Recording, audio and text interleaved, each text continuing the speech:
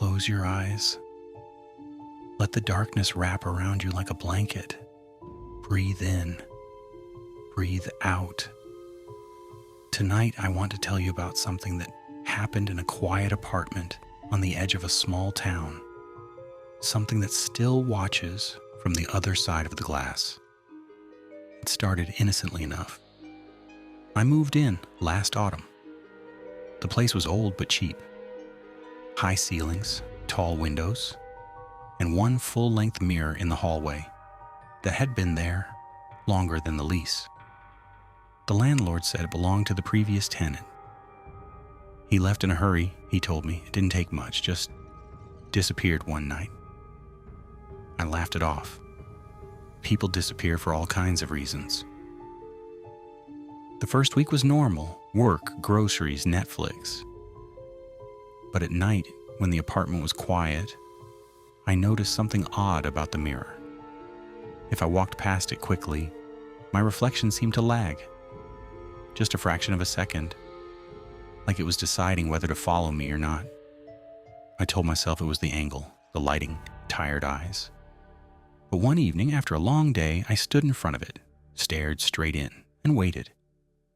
My reflection stared back, perfectly still, perfectly me, until it blinked.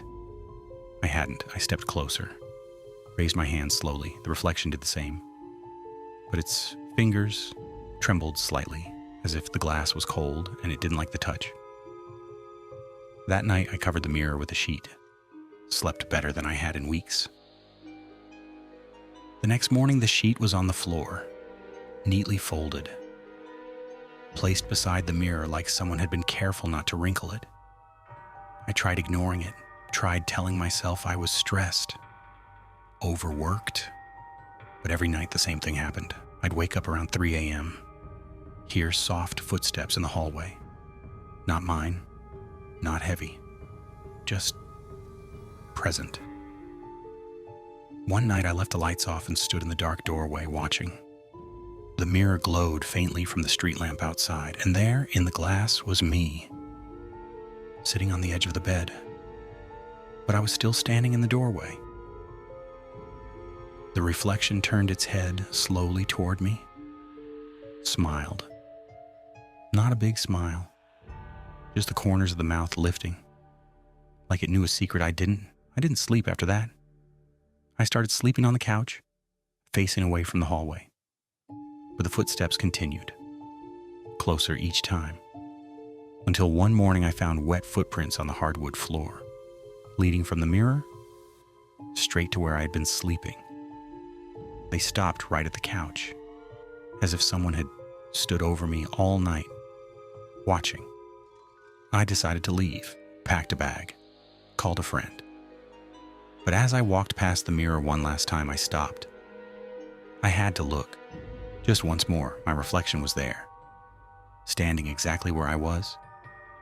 But it wasn't moving with me anymore. It stayed perfectly still while I turned to leave. Then it spoke. Its voice came from inside the glass.